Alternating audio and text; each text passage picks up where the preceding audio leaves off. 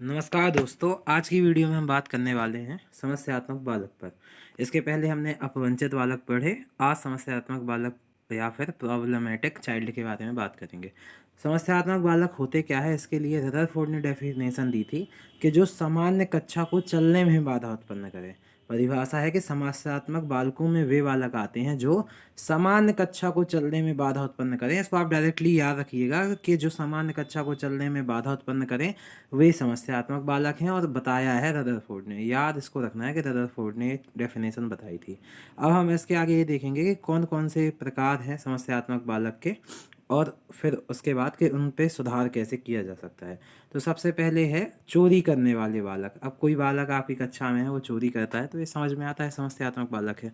दूसरा प्रतिभाशाली बालक। अब ये नहीं आता समझ में कि प्रतिभाशाली बालक कैसे कई बार समस्यात्मक बालक के अंतर्गत भी रखा जाता है और आ जाता है। इसको याद रखना है, इसलिए अभी आगे जब हम पढ़ेंगे तो हमें समझ में आएगा कि कैसे है ये।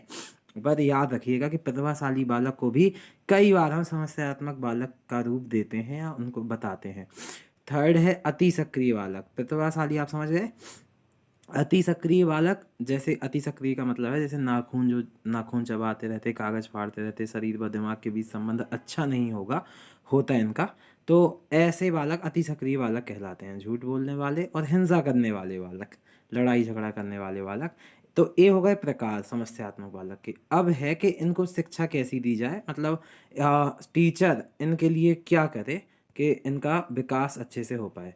तो इसमें हम सुधार पढ़ेंगे कि कैसे सुधार किया जा सकता है। तो सबसे पहले है चोरी करने वाले बालक। तो जो चोरी करने वाले बालक हैं उसमें है कि चोरी के कारण का पता लगाएं, क्यों कर रहा है वो। ज़रूरतों को पूरी करें। कई बार क्या होता है कि बच्चे की छोटी छोटी ज़रूरतें जैसे पेन, कटर, रबड़, तो यहाँ से बच्चे सीख लेते हैं। छोटी ज़रूरतें पूरी नहीं हो पाती, तो इसलिए ज़रूरतों को पूरी करें। न्यूनतम जेब खर्च भी दिया जा सकता है। अ, अधिक पैसे देके कभी आदत ना बिगाड़ें उसकी। पर पारिवारिक पृष्ठभूमि ज़रूर जानें कि कैसी पारिवारिक पृष्ठभूमि है। तो इससे कई बार बच्चे की हरकतों में सुधार हो जाता है। और चोर का तमगा ना दे, मतलब ऐसा ना हो कि चोर उसको बदनाम कर दें उस क्लास में, क्योंकि कई बार वैसे बच्चे का मेंटल डिस्टरबेंस होता है उससे। कई इससे अपन समझ सकते हैं कि बद अच्छा बदनाम बुरा, क्योंकि ये है बद अच्छा बदनाम बुरा से आप ये समझ सकते हैं कि कई बार नाम खराब होने से ज़्यादा उसके मेंटल हेल्थ पे भी असर होगा और सुधार अलग नहीं होगा कई बार। तो इसलिए उसको चोर का तमगा ना दे। तो इस प्रकार से कुछ सुधार हैं जो किए जा सकते हैं चोरी करने वाले बालक को। अब आते हैं प्रतिभाशाली बालक।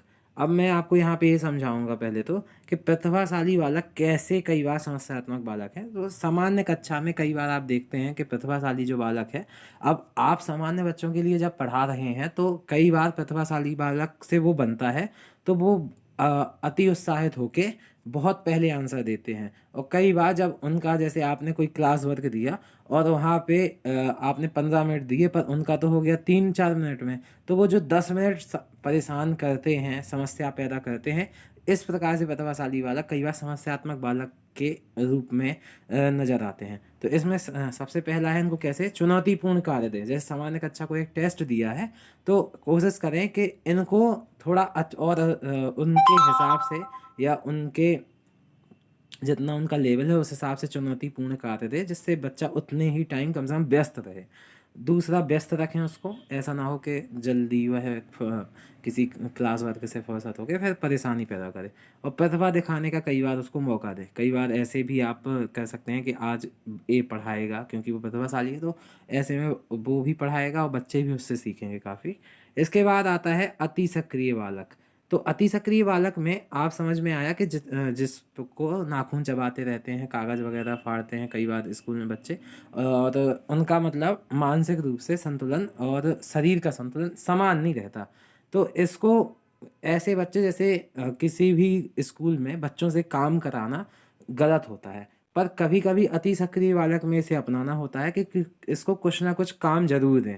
काम कैसे हो सकते हैं, जैसे इसको सक्रिय रखें, जैसे श्याम पट साफ करना। तो अब श्याम पट साफ करना एक आध अपन दे सकते हैं इसको। बागवानी में कभी मदद ले सकते हैं, बागवानी कराना इससे। तो ऐसे, क्योंकि ये जो फिजिकल वर्क करेगा तो उससे तो व्यस्त रहेगा, और इसका कंट्रोल भी आएगा इसके दिमाग और शरीर के मध्य में। कंट्रोल भी बढ़ेगा। उसके बाद हम ये भी है कि इन्हें खेल, योग आदि के द्वारा नियंत्रित करना सिखाएं। तो वही योगा या खेल द्वारा खेल खिलवाएं तो ज़्यादा नियंत्रण ले पाएंगे अपने शरीर में। तो ऐसे इसके बच्चों की शिक्षा दी जा सकती है। उसके बाद है झूठ बोलने वाले बालक। अब झूठ बोलने वाले बालक को कैसी शिक्षा दी जाए, तो इसमें है कि सबसे पहला झूठ बोलने का कारण पता लगाएं कि क्यों बच्चा झूठ बोल रहा है, तो इसलिए झूठ बोलने का कारण पता लगाएं। यह बताएं कि झूठ बोलने से हकीकत नहीं बदलती, बच्चे को समझाएं भी कि कई बार इससे हानियां होती हैं और झूठ बोलने से होने वाली हानियों के बारे में बताएं। तो ऐसे बच्चों को अपन झूठ बोलने वाले बालक को ऐसी शिक्षा दे के उससे ये आदत छुड़वा सकते हैं। और उसके बाद है आपका हिंसा करने वाले बालक। हिंसा करने वाले बालक को हम कैसे उपचार कर सकते हैं, इसका कैसे पढ़ाई कराई जा सकती है, तो इसमें है कि इन्हें नैतिकता एवं शांति के बारे में बताएं कि नैतिक रहें, अनैतिक ना हो जाएं, कई बार शांति के बारे में बताएं। यह बताएं कि हिंसा झगड़े का हल नहीं है, हिंसा से कोई भी लाभ नहीं होता अंततः, ये उनको बताएं और धीरे धीरे उनको सिखाएं। और फिर है हिंसा करने वाले बालकों के माता पिता को ज़रूर सूचित करें। अब कोई बच्चा लड़ाई झगड़ा कर रहा है तो उसके माता पिता को ज़रूर सूचित करें, और फिर भी बात ना बने और अंततः बड़ी दिक्कत हो तो ज़रूर फिर अंततः कानूनी कार्यवाही ही करें। बाल अदालत उसके लिए खोले गए हैं नवबालिग के लिए। तो इस टाइप से थे हमारे समस्यात्मक बालक, जो कि अलग अलग प्रकार के थे, उनकी शिक्षा अलग अलग प्रकार से दी जानी थी। बहुत बहुत धन्यवाद आपका वीडियो देखने के लिए। जय हिंद। आशा करता हूँ कि आपको समझ में आ गया होगा कि समस्यात्मक बालक कैसे होते हैं। याद रखिएगा कि प्रतिभाशाली बालक भी होते हैं समस्यात्मक बालक। ओके, धन्यवाद।